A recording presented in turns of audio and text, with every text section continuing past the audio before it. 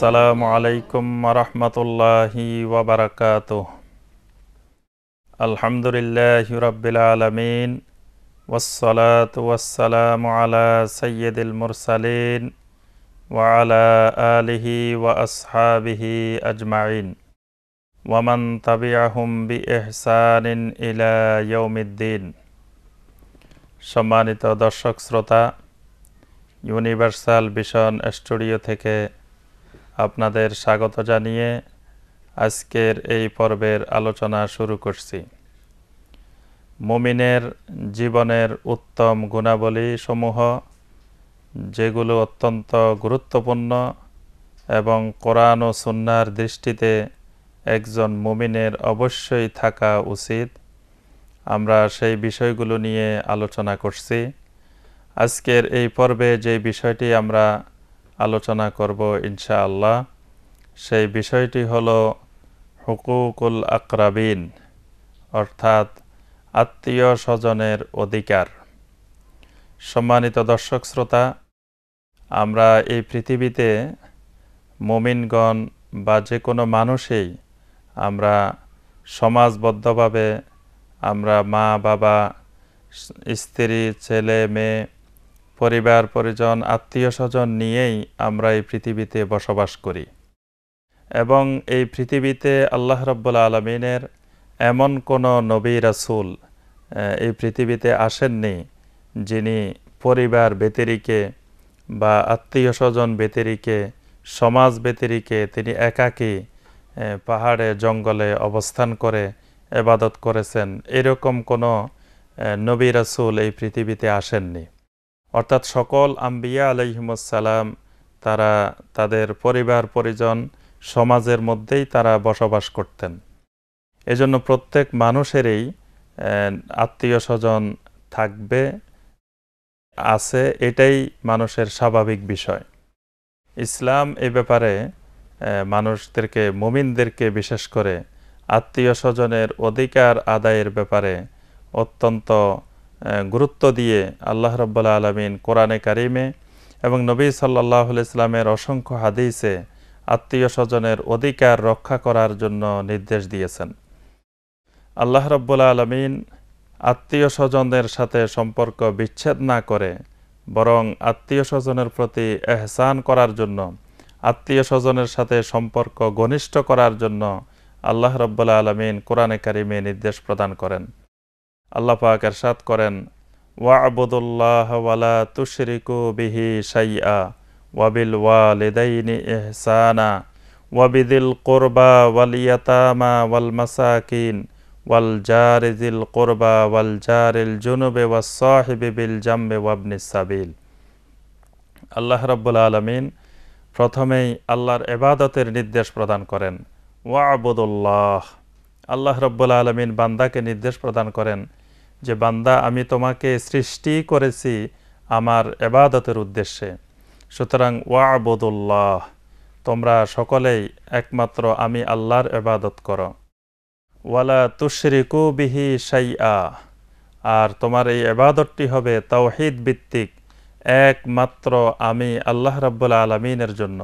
ওয়ালা তুশরিকু বিহি শাইআ, আমি আল্লাহর সাথে কোনো কিছুকেই, কোনো মাখলুককেই, কোনো কিছুকে তোমরা, কোনো ফেরেশতাকে, কোনো জিনকে, কোনো মানুষকে, কোনো নবী রাসূলকে, কোনো ওলি আউলিয়াকে, কাউকে আমার সাথে শিরক করবে না, অংশীদার সাব্যস্ত করবে না। ওয়াবিল ওয়ালিদাইনি ইহসানা, আর আমি আল্লাহর ইবাদতের পরে যাকে সবচেয়ে বেশি গুরুত্ব দিবে, যার প্রতি তুমি সবচেয়ে বেশি ইহসান করবে, তিনি হলেন ওয়াবিল ওয়ালিদাইন, তোমার মাতা পিতা। আর মাতা পিতার অধিকারের পরে তুমি যাদের অধিকারের ব্যাপারে সবচেয়ে বেশি সতর্ক থাকবে, যাদের প্রতি তুমি ইহসান করবে, তারা হলো ওয়াবিজিল কুরবা, যারা তোমার আত্মীয় স্বজন, যাদের সাথে তোমার আত্মীয়তার সম্পর্ক রয়েছে, তাদের অধিকারের প্রতি, তাদের প্রতি ইহসান করার দিকে তুমি সজাগ থাকবে। ওয়াল ইয়াতামা ওয়াল মাসাকিন, এবং যারা এতিম, যারা মিসকিন, তাদের অধিকার আদায়ের প্রতি তুমি যত্নবান হবে। ওয়াল জারি যিল কুরবা ওয়াল জারিল জুনুব, আল্লাহ সুবহানাহু ওয়া তাআলা এই আয়াতে কারিমায় প্রতিবেশীকে রব্বুল আলামিন দুই ভাগে বিভক্ত করেন। এক ধরনের প্রতিবেশী হলো যারা তার প্রতিবেশী প্লাস তার সাথে আত্মীয়তার সম্পর্ক রয়েছে। আরেক ধরনের প্রতিবেশী যিনি একই সমাজে, একই পাড়া, একই মহল্লায় বসবাস করেন, কিন্তু তার সাথে আত্মীয়তার সম্পর্ক নেই। এজন্য আল্লাহ সুবহানাহু ওয়া তাআলা দুই প্রকারের প্রতিবেশী আলাদা আলাদা করে বর্ণনা করেন।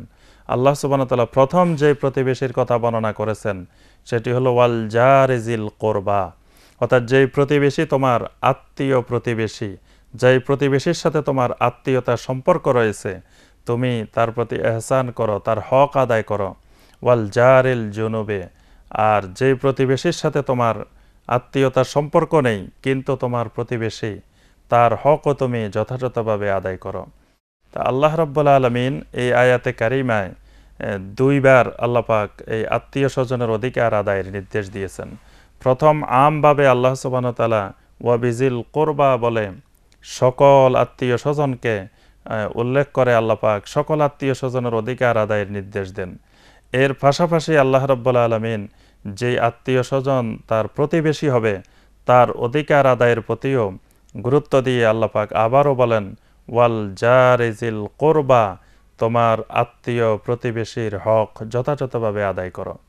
তাহলে আমরা এই আয়াতে কারিমায় দেখি আল্লাহ রাব্বুল আলামিন আত্মীয় স্বজনের অধিকার আদায়ের প্রতি অত্যন্ত গুরুত্ব দিয়েছেন। আল্লাহ সুবহানাহু ওয়া তাআলা আরেকটি আয়াতে ইরশাদ করেন ওয়াত্তাকুল্লাহাল্লাযী তাসাআলুনা বিহি ওয়াল আরহাম। আল্লাহ সুবহানাহু ওয়া তাআলা বলেন ওয়াত্তাকুল্লাহ, তোমরা আল্লাহকে ভয় করো, তোমরা আল্লাহর তাকওয়া হাসিল করো। আল্লাযী তাসাআলুনা বিহি ওয়াল আরহাম, তোমরা যেই আল্লাহর কাছে তোমরা বিভিন্ন কিছু প্রার্থনা করো, যার কাছে তোমরা সাহায্য চাও। ওয়াল আরহাম, এবং তোমরা আত্মীয় স্বজনের অধিকার, রেহেমের সম্পর্ককে তোমরা ভয় করো। অর্থাৎ রেহেমের সম্পর্ক রক্ষা করার ব্যাপারে, আত্মীয় স্বজনের অধিকার রক্ষা করার ব্যাপারে তোমরা অত্যন্ত সজাগ হবে। যারা আত্মীয় স্বজনের সম্পর্ক বিচ্ছিন্ন করে আল্লাহ রাব্বুল আলামিন কোরআনে কারিমে তাদেরকে ফাসিক হিসাবে উল্লেখ করেছেন। আল্লাহ পাক কোরআনে কারিমের মধ্যে ইরশাদ করেন ওয়ামা ইউদিল্লু বিহি ইল্লাল ফাসিকিন আল্লাযীনা ইয়ানকুদুনা আহদাল্লাহি মিন বাদি মিসাকি ওয়া ইয়াকতাউনা মা আমারাল্লাহু বিহি আন ইউসালা ওয়া ইউফসিদুনা ফিল আরদ উলাইকা হুমুল খাসিরুন। আল্লাহ রাব্বুল আলামিন বলেন ওয়ামা ইউদিল্লু বিহি ইল্লাল ফাসিকিন, যে এর মাধ্যমে ফাসিকগণ ব্যতীত অন্য কেউ গোমরাহ হয় না। আল্লাহ পাক এর পূর্বে একটি মাসাল বা দৃষ্টান্ত দেওয়ার ব্যাপারে আল্লাহ পাক উল্লেখ করে বলেন যে এই দৃষ্টান্তগুলো দেওয়ার মাধ্যমে শুধু ফাসিকেরাই গোমরাহ হয়, ফাসিক ব্যতীত অন্য কেউ গোমরাহ হয় না। এরপরে আল্লাহ সুবহানাহু ওয়া তাআলা ফাসিক কারা তার বর্ণনা দিতে গিয়ে বলেন আল্লাযীনা ইয়ানকুদুনা আহদাল্লাহি মিন বাদি মিসাকি, যারা কারো সাথে কোনো দৃঢ় অঙ্গীকার করার পরে, কোনো ওয়াদা করার পরে সেই ওয়াদাকে ভঙ্গ করে, এরা হলো প্রথম প্রকারের ফাসিক।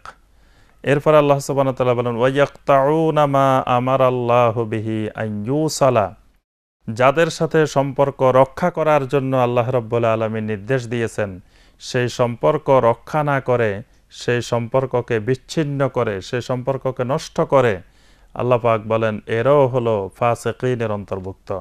ওয়া ইউফসিদুনা ফিল আরদ, এবং ফাসিকের আরেকটি বড় বৈশিষ্ট্য হলো যে তারা পৃথিবীতে ফাসাদ তৈরি করে, তারা পৃথিবীতে সন্ত্রাস তৈরি করে। আল্লাহ পাক বলেন উলাইকা হুমুল খাসিরুন, যারা এই জাতীয় ফাসিক, যারা দৃঢ় অঙ্গীকারকে ভঙ্গ করে, যারা ওয়াদা রক্ষা করে না, যারা আত্মীয়তার সম্পর্ক, মাতা পিতার সম্পর্ক এবং যে সকল সম্পর্কগুলোকে আল্লাহ রাব্বুল আলামিন রক্ষা করার জন্য নির্দেশ দেন সে সকল সম্পর্কগুলোকে যারা বিচ্ছিন্ন করে এবং যারা পৃথিবীতে ফাসাদ সৃষ্টি করে, সন্ত্রাস সৃষ্টি করে, আল্লাহ পাক বলেন উলাইকা হুমুল খাসিরুন, তারা ক্ষতিগ্রস্তদের অন্তর্ভুক্ত, তারা কিয়ামতের ময়দানে ক্ষতিগ্রস্ত হবে। এই আয়াতে কারিমায় আল্লাহ রাব্বুল আলামিন যারা আত্মীয়তার সম্পর্ক ছিন্ন করে তাদেরকে রাব্বুল আলামিন ফাসিক হিসাবে উল্লেখ করেছেন। আল্লাহ পাক কোরআনে কারিমে আরেকটি আয়াতে ইরশাদ করেন ওয়া আতিজাল কুরবা হাক্কাহু ওয়াল মিসকিনা ওয়াবনাস সাবিল ওয়ালা তুবাজ্জির তাবজিরা।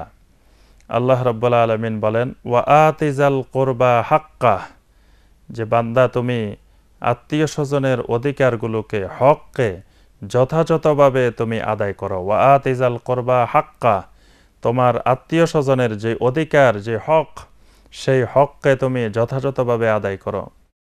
ওয়ালা তুবাজ্জির তাবজিরা, আল্লাহ পাক এই আয়াতের শেষে গিয়ে পাশাপাশি আরেকটি কথা বলেন, ওয়ালা তুবাজ্জির তাবজিরা, তুমি অপব্যয় করিও না, তাবজির করিও না। অর্থাৎ আল্লাহ রাব্বুল আলামিন এখানে বুঝাতে চাচ্ছেন যে তুমি আত্মীয় স্বজনের অধিকার আদায় না করে, হক আদায় না করে তুমি অন্যদিকে অপব্যয় করলে, তুমি যদি ইসরাফ করো, তুমি যদি তাবজির করো, তাহলে তোমার টাকা পয়সা যেদিকে ব্যয় করার কথা, তোমার আত্মীয় স্বজনের জন্য, তোমার মাতা পিতার জন্য, তোমার এতিমদের জন্য, মিসকিনের জন্য, তো তুমি সেদিকে ব্যয় করতে পারবে না, তোমার টাকা পয়সা অন্যদিকে ব্যয় হয়ে যাবে। এই জন্য আল্লাহ পাক এই হক আদায়ের নির্দেশ দেওয়ার সাথে সাথে রব্বুল আলামিন এই নির্দেশটিও দেন, ওয়ালা তুবাজ্জির তাবজিরা। আল্লাহ রব্বুল আলামিন যাদের হক যথাযথভাবে আদায় করার জন্য নির্দিষ্ট করে করে আল্লাহ পাক উল্লেখ করেছেন, তন্মধ্যে আত্মীয় স্বজনের অধিকার, ওয়া আতিজাল কুরবা হাক্কা, আত্মীয় স্বজনের হক যথাযথভাবে আদায় করা, এটিকে আল্লাহ পাক অত্যন্ত গুরুত্ব দিয়ে উল্লেখ করেছেন। সম্মানিত দর্শক শ্রোতা, আল্লাহ রসুল সাল্লাল্লাহু আলাইহি ওয়াসাল্লাম অসংখ্য হাদিসে আমাদেরকে আত্মীয় স্বজনের হক আদায় করার প্রতি আমাদেরকে নির্দেশ দিয়েছেন। নবী সাল্লাল্লাহু আলাইহি ওয়াসাল্লাম বলেন, মান কানা ইউমিনু বিল্লাহি ওয়াল ইয়াউমিল আখির ফালইউকরিম দাইফা, মান কানা ইউমিনু বিল্লাহি ওয়াল ইয়াউমিল আখির ফালইয়াসিল রাহিমা।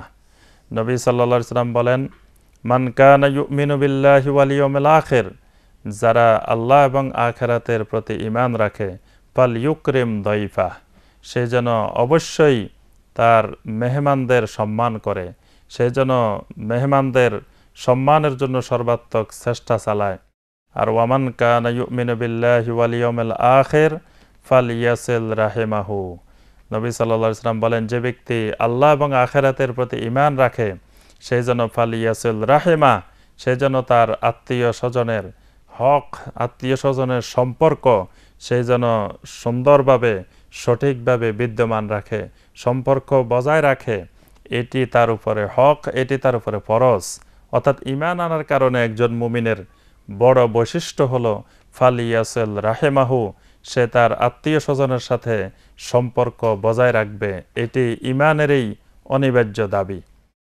আল্লাহ রসুল সাল্লাল্লাহু আলাইহি ওয়াসাল্লাম বলেন, ইন্নাল্লাহ তাআলা খালাকাল খালকা হাত্তা ইজা ফারাগা মিনহুম কামাতির রহম। নবী সাল্লাল্লাহু আলাইহি ওয়াসাল্লাম বলেন, যখন আল্লাহ সুবহানাহু ওয়া তাআলা সমস্ত সৃষ্টি জগৎকে আল্লাহ পাক সৃষ্টি করলেন, সৃষ্টি করার পরে রেহেম উঠে আল্লাহ সুবহানাহু ওয়া তাআলার নিকট দাঁড়িয়ে গেলেন। দাঁড়িয়ে আত্মীয়তার সম্পর্ক, যেটিকে হাদিসের ভাষায় রেহেম বলা হয়, রেহেম উঠে আল্লাহ রাব্বুল আলামিনের কাছে বললেন, হাজা মাকামুল আইজে বিকে মিনাল কাতিয়া, বললেন যে আল্লাহ, যারা এই রেহেমের সম্পর্ক, আত্মীয়তার সম্পর্ক যারা বিচ্ছিন্ন করে, ওই বিচ্ছিন্ন করা থেকে আমি এই রেহেম, এই স্থানটিকে আপনার নিকট আশ্রয়স্থল হিসাবে আমি আপনার নিকট চাচ্ছি, এই স্থানটাই আমার জন্য আপনি নির্ধারণ করে দেন। তখন আল্লাহ সুবহানাহু ওয়া তাআলা বললেন, নাম, হ্যাঁ অবশ্যই তোমার জন্য এটি নির্ধারণ হলো। আর তোমাকে এই কথাও সাথে সাথে বলে দেওয়া হলো, আমা তারদাইনা আন আসিলা মান ওয়াসালাকে ওয়া আকতা মান কাতাআকে। আল্লাহ সুবহানাহু ওয়া তাআলা সাথে সাথে রেহেমকে, আত্মীয়তা সম্পর্ককে এই কথাটাও বলে দিলেন যে তুমি কি এই ব্যাপারে সন্তুষ্ট আছো যে আন আসিলা মান ওয়াসালাকে, যে ব্যক্তি তোমার সাথে সম্পর্ক বজায় রাখবে, যে ব্যক্তি তোমার সম্পর্ক সঠিক রাখবে, আমি আল্লাহও তার সাথে সম্পর্ক সঠিকভাবে বজায় রাখব। আর ওয়া আকতা মান কাতাআকে, যে ব্যক্তি তোমার সাথে সম্পর্ক ছিন্ন করবে, তোমার সাথে সম্পর্ক নষ্ট করবে, আমি আল্লাহ সুবহানাহু ওয়া তাআলার সাথেও তার সম্পর্ক বিনষ্ট হয়ে যাবে। এরপরে আল্লাহ পাক বললেন যে ফাযালিকা লাকে, তোমার সাথে আমার সাথে, রেহেমের সাথে এবং আমার সাথে এই ওয়াদা, এই অঙ্গীকার থাকলো। অর্থাৎ এখানে আরেকটি হাদিসে শব্দ কথাটি এভাবে এসেছে যে রেহেম বা আত্মীয়তার সম্পর্ক এটি আল্লাহ রাব্বুল আলামিনের একটি গুরুত্বপূর্ণ নাম আর রহমান। রহমান থেকেই এই রেহেম শব্দের উৎপত্তি। এজন্য এই রেহেমের সম্পর্কটি আল্লাহ সুবহানাহু ওয়া তাআলার সাথে, রহমানের সাথে। এই জন্যই রেহেম উঠে আল্লাহ সুবহানাহু ওয়া তাআলার নিকট আশ্রয় প্রার্থনা করেন। আর আল্লাহ রাব্বুল আলামিনও এই রেহেমকে, আত্মীয়তার সম্পর্ককে এমনভাবে সম্পর্কিত করেছেন, আল্লাহ পাক বলে দিয়েছেন যে আন আসেলা মান ওয়াসালাকে ওয়া আকতা আমান কাতাআকে, যে তোমার সাথে যে সম্পর্ক বজায় রাখবে আমি আল্লাহ তার সাথে সম্পর্ক বজায় রাখব, আর যে তোমার সাথে সম্পর্ক নষ্ট করে দিবে, যে তোমার সাথে সম্পর্ক বিচ্ছিন্ন করবে, আমি আল্লাহ সুবহানাহু ওয়া তাআলা তার সাথে সম্পর্ক বিচ্ছিন্ন করব। আমরা অনেক সময় দেখি যে আমি নিজে আত্মীয়ের সাথে সম্পর্ক সুন্দরভাবে রক্ষা করে চলছি, কিন্তু আত্মীয় স্বজন অনেক সময় দেখা যায় আমার প্রতি সদয় আচরণ করে না, বা আত্মীয় স্বজন আমার প্রতি সঠিকভাবে সম্পর্ক বজায় রাখে না। তখন আমরাও তখন আর ওই আত্মীয় স্বজনের সাথে সম্পর্ক রাখার জন্য কোনো প্রকারের প্রচেষ্টা চালাই না। আমরাও আত্মীয় স্বজনের সাথে সম্পর্ক বিচ্ছিন্ন করে বসে থাকি। একবার এক ব্যক্তি এসে আল্লাহ রসুল সাল্লাল্লাহু আলাইহি সাল্লামের কাছে বললেন, ইয়া রাসূলুল্লাহ সাল্লাল্লাহু আলাইহি সাল্লাম, আমার কিছু আত্মীয় স্বজন আছে, ইন্নালি কারাবাতান আসেলুহুম ওয়া ইয়াকতাউনি, আমার এমন কিছু আত্মীয় স্বজন আছে যাদের সাথে আমি সম্পর্ক খুব ভালোভাবে রাখার চেষ্টা করি, কিন্তু আমার আত্মীয় স্বজন আমার সাথে সম্পর্ক বিচ্ছিন্ন করে। ওয়া উহসিনু ইলাইহিম ওয়া ইউসিউনা ইলাইয়া, আমি তাদের সাথে অত্যন্ত সুন্দর আচরণ করি, কিন্তু তারা আমার প্রতি খুব খারাপ আচরণ করে। তারা আমার সাথে সবসময় সম্পর্ক বিচ্ছিন্ন করে, আমার সাথে খারাপ আচরণ করে, আমার থেকে সবসময় দূরে দূরে থাকে। তা আমি এই আত্মীয় স্বজনের সাথে সম্পর্ক রক্ষা করার জন্য আমি চেষ্টা করে থাকি। আল্লাহ রসুল সাল্লাল্লাহু আলাইহি সাল্লাম বললেন, তুমি যেরকম আমাকে বললে, যদি আসলে ঘটনা যদি ঠিক এইরকমই হয় যে তুমি তোমার আত্মীয় স্বজনের সাথে সম্পর্ক রক্ষা করছো আর আত্মীয় স্বজন তোমার সাথে সম্পর্ক বিচ্ছিন্ন করছে, তুমি তাদের সাথে সুন্দর আচরণ করছো কিন্তু আত্মীয় স্বজন তোমার সাথে খারাপ আচরণ করছে, তাহলে নবী সাল্লাল্লাহু আলাইহি ওয়াসাল্লাম কাআন্নামা তুসিফুহুমুল মাল্লা, আল্লাহ রসুল সাল্লাল্লাহু আলাইহি ওয়াসাল্লাম বলেন যে তুমি যেন তাদের মুখের উপরে গরম ছাই নিক্ষেপ করতেছ। অর্থাৎ তুমি তোমার দিক থেকে সঠিকভাবে তুমি দায়িত্ব পালন করে যাচ্ছ, কিন্তু তারা তোমার প্রতি ওই খারাপ আচরণ করার কারণে তারা যেন নিজেদেরকে জাহান্নামের উপযোগী করে গড়ে তুলতেছে, তারা যেন আল্লাহর অসন্তুষ্টির দিকে চলে যাচ্ছে। এবং নবী সাল্লাল্লাহু আলাইহি ওয়াসাল্লাম বলেন, তুমি যতক্ষণ পর্যন্ত তুমি এই গুণের উপরে বহাল থাকবে ততক্ষণ পর্যন্ত আল্লাহ সুবহানাহু ওয়া তাআলা একজন ফেরেশতাকে তোমার সাহায্যকারী রূপে আল্লাহ পাক নিয়োজিত করবেন। সুবহানাল্লাহ। অর্থাৎ আল্লাহ সুবহানাহু ওয়া তাআলার একজন ফেরেশতা তোমার সাহায্যে, তোমার সাথে সবসময় নিয়োজিত থাকবেন, যাতে তোমার ওই আত্মীয় স্বজন তোমার প্রতি কোনো প্রকার ক্ষতি করতে না পারে, তোমার কোনো অনিষ্ট করতে না পারে। আল্লাহ পাক তোমাকে সহযোগিতা করবেন। আমরা সমাজে প্রতিনিয়ত এই অবস্থা দেখতে থাকি যে অনেকেই আমরা এরকম সম্পর্ক ছিন্ন করে ফেলি যে আত্মীয় স্বজন যখন আমার প্রতি খারাপ আচরণ করে, যখন আমার প্রতি সম্পর্ক ছিন্ন করে, তখন আমরাও আর ওই সম্পর্ক রক্ষা করার জন্য চেষ্টা করি না। কিন্তু সম্মানিত দর্শক শ্রোতা, এই ব্যাপারে আমাদেরকে খুব খেয়াল রাখতে হবে যে আমরা যেন আত্মীয় স্বজন সম্পর্ক ছিন্ন করলেও কিন্তু আমরা একজন মুমিন হিসাবে কোনো অবস্থায় সম্পর্ক ছিন্ন করা যাবে না। আমরা সবসময় তাদের সাথে ভালো সম্পর্ক বজায় রাখার জন্য আমরা চেষ্টা করব। এটি আমরা একজন মুমিন হিসাবে এটা আমাদের গুরুত্বপূর্ণ একটি নৈতিক গুণাবলী।